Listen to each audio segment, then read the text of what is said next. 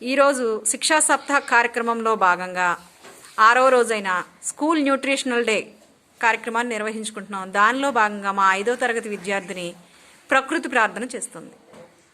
My name is Usha. I am studying 5th class. Vinjaram Kaikaluru mandal. కిలకిల రావాలతో ప్రభాత గీతం పాడే పక్షి జాతికి ప్రాణవాయువునిచ్చి పచ్చదనం నింపే వృక్షకోటికి వినమ్రతతో నమస్కరిస్తున్నాను. చిట్టి చేమలతో సమాజ జీవన సౌందర్యాన్ని, కాకల గుంపులతో సమైక్యత సందేశాన్ని ఉపదేశిస్తున్నావు. ప్రకృతి మాత, నీకు పాదాది వందనం చేస్తున్నాను.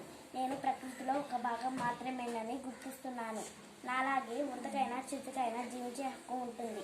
కాబట్టి వాటి ఆవాసాలకు ఆటంకం కలిగించనని, ప్రకృతి వనరులను దుర్వినియోగం చేయనని, విష రసాయనాలతో, ప్లాస్టిక్ వ్యర్థాలతో కాలుష్యం కలిగించనని ప్రమాణం చేస్తున్నాను. విచక్షణతో వ్యవహరిస్తూ మూఢనమ్మకాలను నిర్మించేందుకు కృషి చేస్తాను.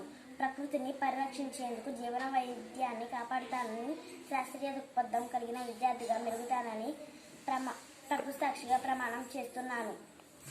Thank you. Very good.